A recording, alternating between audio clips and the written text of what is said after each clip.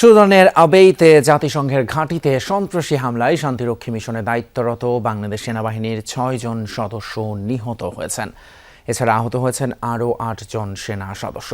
রাতে আন্তঃবাহিনী জনসংযোগ পরিদপ্তরের এক বিজ্ঞপ্তিতে এই তথ্য জানানো হয়েছে।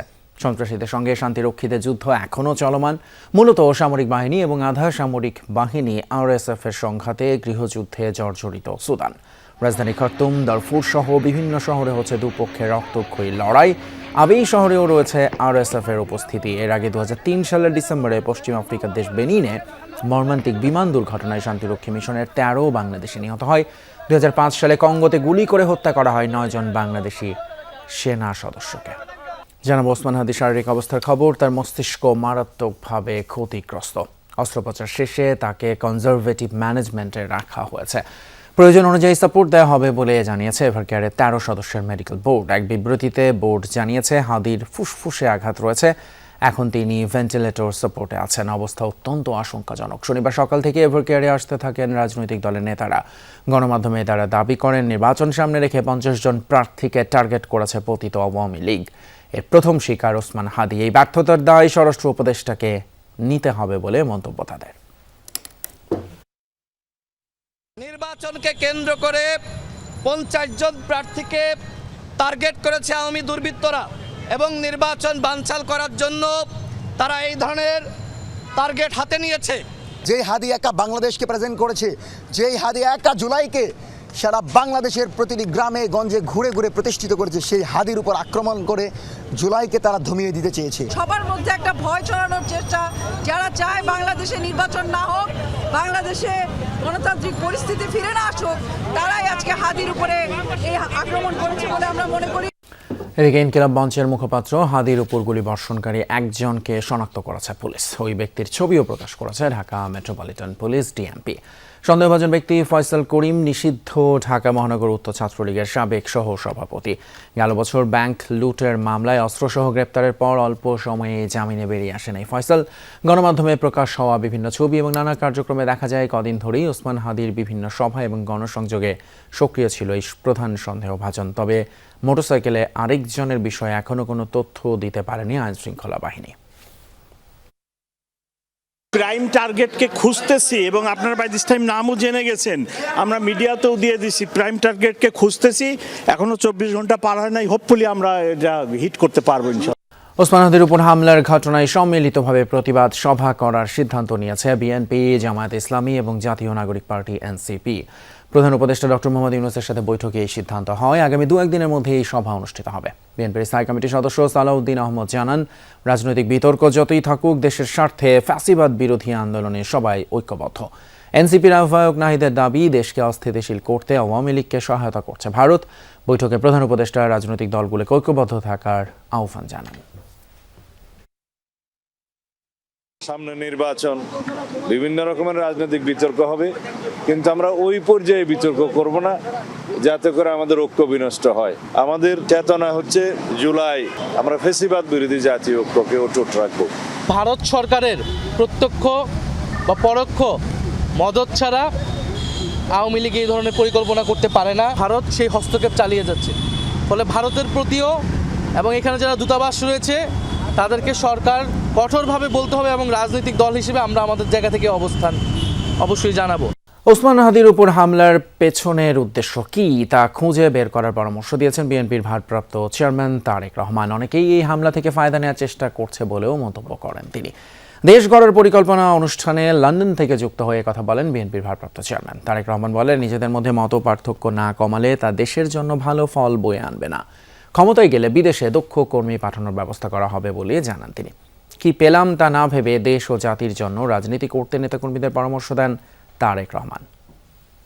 আমরা যদি নিজেদের মধ্যে মতপার্থক্য কমিয়ে নিয়ে না আসি, আমরা যদি নিজেরা ঐক্যবদ্ধ না হই, সহকর্মীবৃন্দ, এই দেশ ধ্বংস হয়ে যাবে। যখনই দেশ সংকটে পড়েছে এবং জনগণ বিএনপির কাঁধে দায়িত্ব দিয়েছে, বিএনপি সর্বোচ্চ দিয়ে চেষ্টা করেছে জনগণের সেই প্রত্যাশা পূরণের জন্য। ওসমান হাদি গুলিবিদ্ধ হওয়ার ঘটনার প্রেক্ষাপটে জুলাই আন্দোলনের সম্মুখ সারির যোদ্ধাদের বিশেষ নিরাপত্তা দেওয়ার সিদ্ধান্ত নিয়েছে স্বরাষ্ট্র মন্ত্রণালয়। হাদি হত্যা চেষ্টায় জড়িতদের গ্রেপ্তার করতে ঘোষণা করেছে 50 লাখ টাকার পুরস্কার। এ সময় স্বরাষ্ট্র উপদেষ্টা জানান, ফ্যাসিস্ট সন্ত্রাসীদের ধরতে শুরু হচ্ছে বিশেষ অপারেশন ডেভিল হান্ট ফেজ 2। তারেক রহমানের নিরাপত্তা শঙ্কা নেই দাবি করে উপদেষ্টা বলেন, বিএনপির ভারপ্রাপ্ত চেয়ারম্যানের সর্বোচ্চ নিরাপত্তা নিশ্চিত করা হবে। অন্তর্বর্তী সরকার জুলাই গণ অভ্যুত্থানে সম্মুখ সারির যোদ্ধাদের নিরাপত্তা নিশ্চিতে বদ্ধপরিকর। সরকারের পক্ষ থেকে তাদের জন্য বিশেষ নিরাপত্তার ব্যবস্থা গ্রহণ করা হচ্ছে। জুলাই যোদ্ধাদের নিরাপত্তা দেওয়ার জন্য আমরা ছোট্ট একটা কমিটি করে দিছি। অন্যদিকে প্রধান নির্বাচন কমিশনার, 4 কমিশনার এবং ইসি সচিব বিশেষ নিরাপত্তা চেয়ে আবেদন করেছেন। এছাড়া ঢাকা, চট্টগ্রাম এবং খুলনার আঞ্চলিক নির্বাচন কর্মকর্তা এবং রিটার্নিং অফিসারদের গানম্যান প্রদান এবং দেশের সব নির্বাচন অফিসে নিরাপত্তা জোরদারের নির্দেশ দিয়েছে নির্বাচন কমিশন। শনিবার নির্বাচন পরিচালনা শাখা থেকে আইজিপি সহ সংশ্লিষ্টদের কাছে এই সংক্রান্ত চিঠি পাঠানো হয়েছে। ইসির উপসচিব মোহাম্মদ মনির হোসেন স্বাক্ষরিত চিঠিতে বলা হয়েছে, গত 11 ডিসেম্বর ত্রয়োদশ জাতীয় সংসদ নির্বাচনের তফসিল ঘোষণা করা হয়েছে। এরপর দুর্বৃত্তরা লক্ষ্মীপুর জেলা নির্বাচন অফিস, পিরোজপুরের মঠবাড়িয়া নির্বাচন অফিসে অগ্নিসংযোগ করেছে। এই অবস্থায় প্রয়োজনীয় সংখ্যক পুলিশ মোতায়েনের অনুরোধ করা হয়। আজ 14 ডিসেম্বর শহীদ বুদ্ধিজীবী দিবস। 1971 সালের এই দিন দখলদার পাকিস্তানি হানাদার বাহিনী এবং তাদের দোসর রাজাকার আলবদর আল শামসরা বাংলার শ্রেষ্ঠ সন্তান বুদ্ধিজীবীদের হত্যা করে। দেশের বরেণ্য শিক্ষাবিদ, চিকিৎসক, প্রকৌশলী, সাংবাদিক, শিল্পী, শিক্ষক সহ বিশিষ্ট ব্যক্তিদের তাদের বাড়ি থেকে তুলে নিয়ে চোখ বেঁধে অজ্ঞাত স্থানে নিয়ে নির্মমভাবে নির্যাতন এবং হত্যা করা হয়। পরে তাদের লাশ রাজধানীর রায়েরবাজার, মিরপুর সহ কয়েকটি বধ্যভূমিতে ফেলে দেওয়া হয়। দিবসটি উপলক্ষে রোববার দিনভর চলবে জাতির সূর্য সন্তানদের স্মরণ। সকাল 8:30 থেকে সর্বস্তরের মানুষের জন্য উন্মুক্ত থাকবে বুদ্ধিজীবী স্মৃতিসৌধ। 48 ঘন্টার মধ্যে ইনকিলাব মঞ্চের মুখপাত্র ওসমান হাদির উপর হামলাকারীদের গ্রেপ্তার করা না হলে অন্তর্বর্তী সরকারের বিরুদ্ধে আন্দোলন শুরু হবে, এমন হুঁশিয়ারি দেয়া হয়েছে বিক্ষুব্ধ নাগরিক সমাবেশ থেকে। হত্যা চেষ্টার প্রতিবাদে সোমবার কেন্দ্রীয় শহীদ মিনারে সর্বদলীয় সমাবেশের ডাক দেয় ইনকিলাব মঞ্চ। শনিবার দুপুরে শাহবাগে ইনকিলাব মঞ্চের গণ প্রতিরোধ এবং বিক্ষোভ সমাবেশ থেকে এসব ঘোষণা দেন বিভিন্ন রাজনৈতিক দলের নেতৃবৃন্দ এবং বিশিষ্ট জনেরা।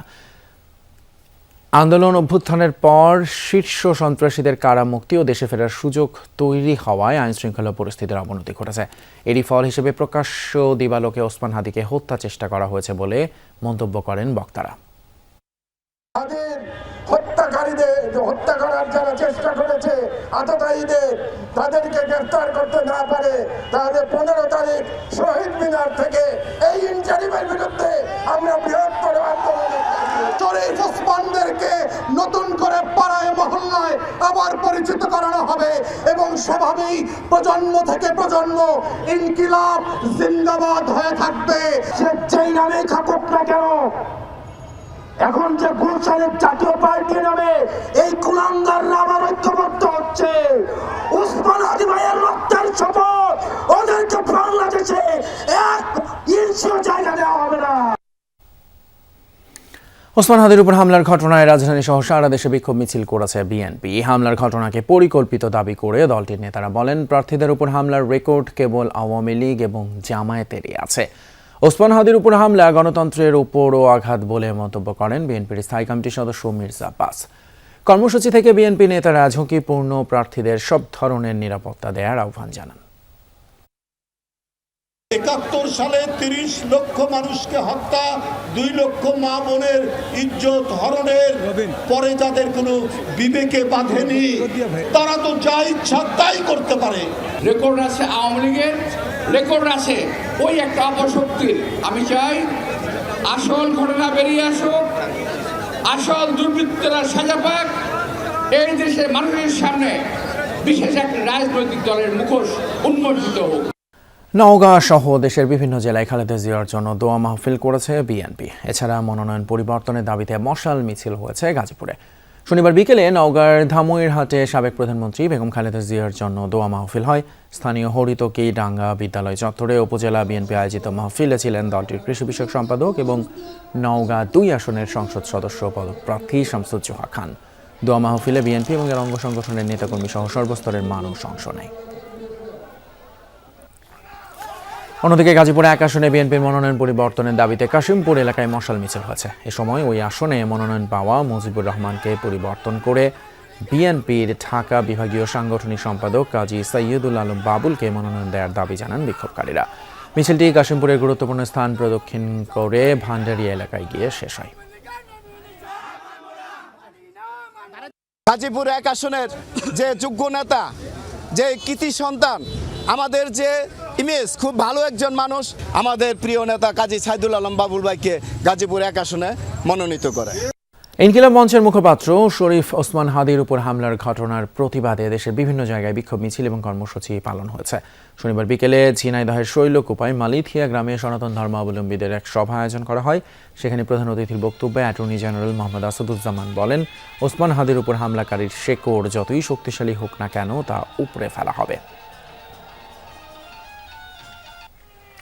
ঝালকাঠিতে সড়ক অবরোধ করে বৈষম্য বিরোধী ছাত্র আন্দোলনের নেতা কর্মীরা বিক্ষোভ করেছেন। শনিবার বিকেলে ঝালকাঠি বরিশাল আঞ্চলিক মহাসড়কের কলেজ মোড় এলাকায় টায়ার জ্বালিয়ে তারা অবরোধ করেন।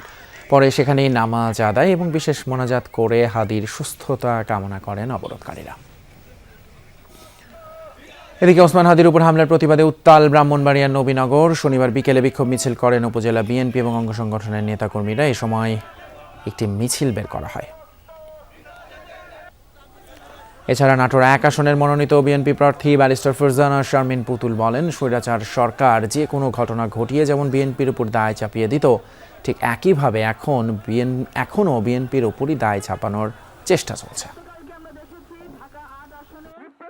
স্বৈরাচারী আমলে মাফিয়াতন্ত্রের সরকারের সময় যে কোনো ঘটনা ঘটিয়ে যেমন বিএনপির উপরে দায় চাপাতো, ঠিক একইভাবে একই কায়দায় সেই চক্র কিন্তু আবার বাংলাদেশে যা ঘটছে বিএনপির উপর দায় চাপানোর জন্য পায়তারা মারছে।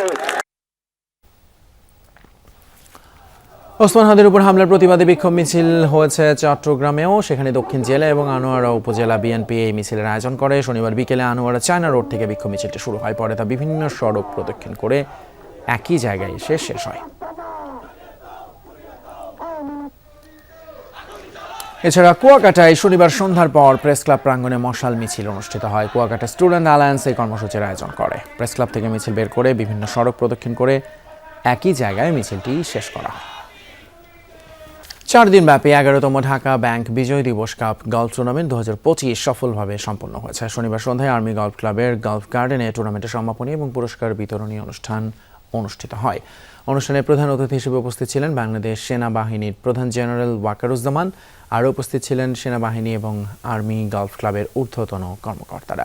অ্যামেচার গলফারদের অংশগ্রহণে 5টি ক্যাটাগরিতে এই টুর্নামেন্ট অনুষ্ঠিত হয়। এবারে টুর্নামেন্টে মোট 831 জন গলফার অংশ নেন। Brigadier general SM Imranuzzaman overall champion হওয়ার গৌরব অর্জন করেন। We are trying to have a Olympic village. We have designed it. It will be very costly,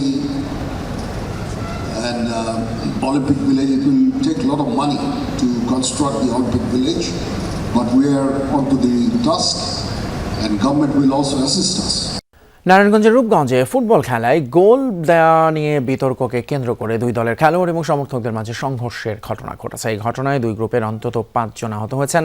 শনিবার বিকেলে উপজেলার তারাবো পৌরসভার Rupshi new model school and college মাঠে এই সংঘর্ষের ঘটনা ঘটে।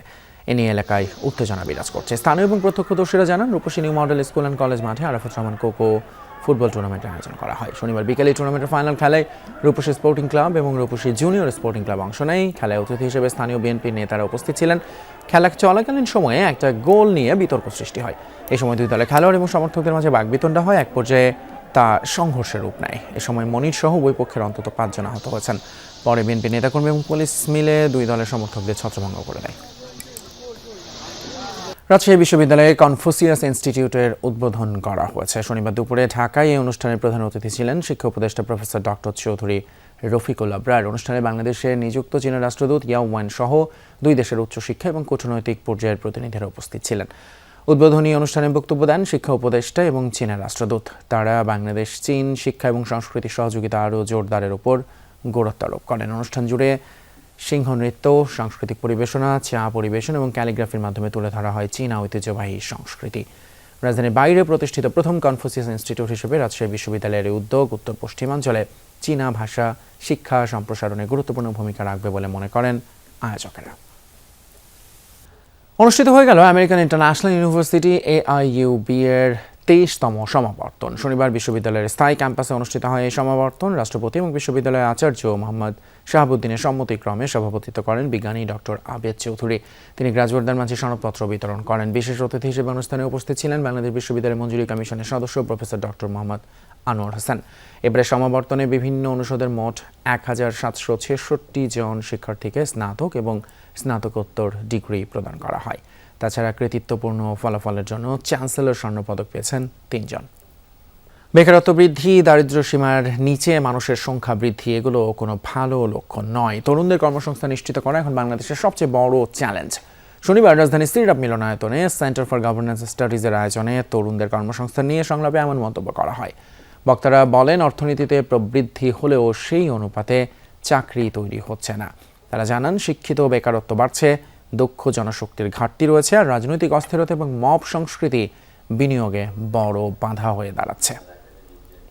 গ্রামীণ তরুণদেরকে আমরা আসলে এসএমই খাতের মাধ্যমে তাদের কর্মসংস্থান তৈরি করতে পারি এবং রুরাল ইকোনমি সেটাকে আমরা চাঙ্গা করতে পারি। অর্থাৎ গুড গভর্নেন্স, এটার চেয়ে গুরুত্বপূর্ণ কোনো জিনিস বোধহয় আমাদের দেশের প্রেক্ষিতে এই মুহূর্তে নেই। বাংলাদেশের মানব সম্পদ কি লায়াবিলিটি না অ্যাসেট না রিসোর্স?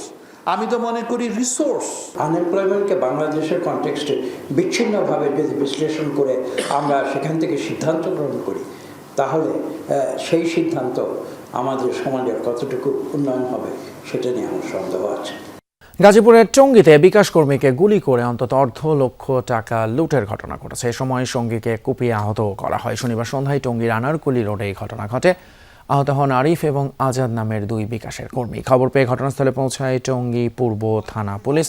স্থানীয়রা দ্রুত উদ্ধার করে টঙ্গী সরকারি হাসপাতালে নিয়ে গেলে কর্তব্যরত চিকিৎসক গুলিবিদ্ধ আরিফকে ঢাকা মেডিকেলে প্রেরণ করেন।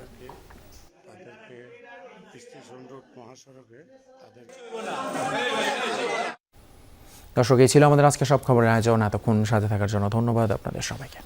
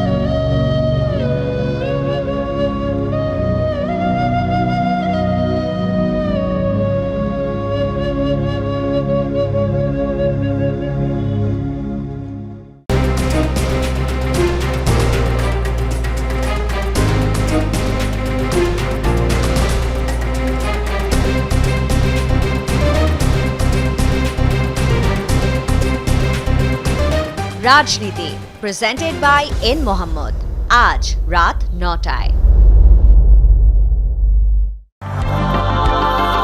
আমন্ত্রণ যমুনার বিশেষ আয়োজন ডক্টর সন কলে। হরমোন জনিত আসলে কি সমস্যা হয়? বন্ধ্যাত্ব সমস্যায় কোনো ক্ষেত্রে পুরুষের হরমোনও দায়ী হয়। গুরুত্বপূর্ণ হরমোন হচ্ছে যেমন থাইরয়েড। গ্লুকোমাকে কেন আমরা নীরব ঘাতক বলছি? চোখের যে অপটিক নার্ভ থাকে, যখন এটা শুকিয়ে যায় দৃষ্টিহীন হয়ে যায় মানুষ। 2 হাঁটুতে ব্যথা করে। মোর বয়স কত? 74। বয়সজনিত হাড় ক্ষয় আমরা যেটাকে বলি। অস্টিওআর্থ্রাইটিস বা বাত। কার্টিলেজ ব্রেকডাউন হওয়ার কারণে অনিয়ন্ত্রিত খাদ্যাভ্যাস এক ধরনের প্রদাহ বা ব্যথা সৃষ্টি হয়। সংক্ষেপে অস্টিওআর্থ্রাইটিস বলতে পারি। আপনাদের স্বাস্থ্য বিষয়ক নানান প্রশ্ন আর সেসবের তাৎক্ষণিক সমাধান নিয়ে আমাদের এই আয়োজন ডক্টরস অন কল, রবি থেকে মঙ্গলবার দুপুর 3টা 30 মিনিটে।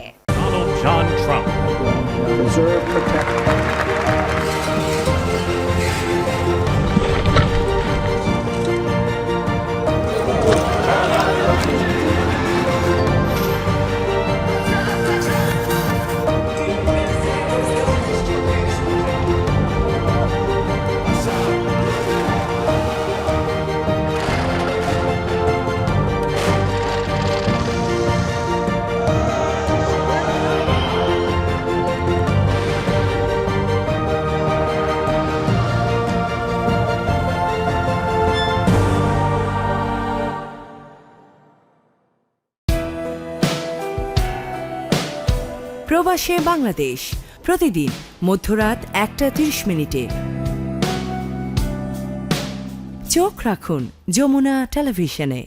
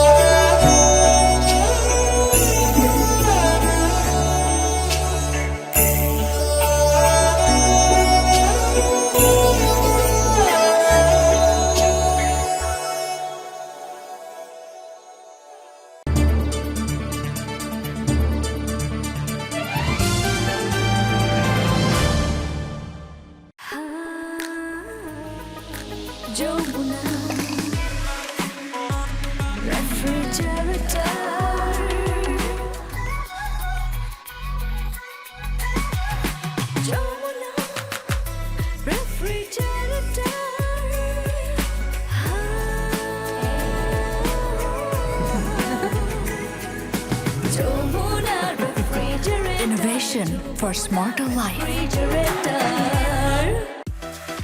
Country's biggest hypermarket at Jamuna Feature Park. We provide the best products around the world.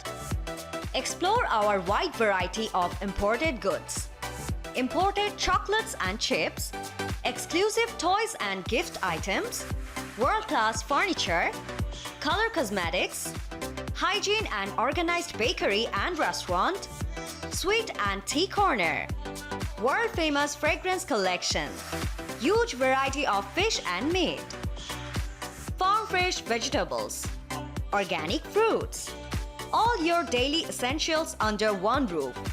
Use membership card for exclusive discounts. Wholesale Club, we make life easier.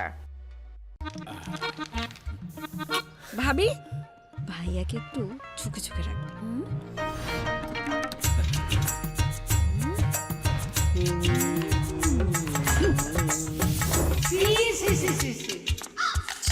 তুই এই বসে কি শুরু করলি? মা আমি তো মা ও মনে হয় অন্য কারো প্রেমে পড়েছে। হ্যাঁ প্রেমে পড়েছি। আমি যমুনা বিএলডিসি ফ্যানের প্রেমে পড়েছি। 70% বিদ্যুৎ সাশ্রয় যমুনা বিএলডিসি ফ্যান, যে কোনো ভোল্টেজে একই গতিতে চলতে সক্ষম। তাই যমুনা বিএলডিসি ফ্যানের বাতাসে প্রেমে পড়া যায় অনায়াসে। তাহলে এটা কি? বিদ্যুৎ বিল। দেশের প্রথম 5D AI inverter Jamuna AC, যা এলইডি বাল্বের মতোই অল্প বিদ্যুৎ খরচে চলে।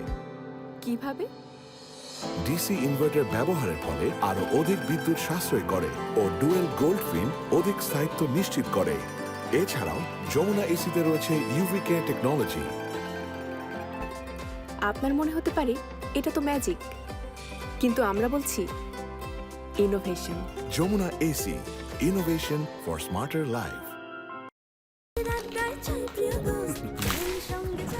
চায়ের সাথে সবাই খোঁজে প্রিয় দোস্তকে, শুধুমাত্র প্রাণ টোস্টকে। আমার দোস্ত প্রাণ টোস্ট।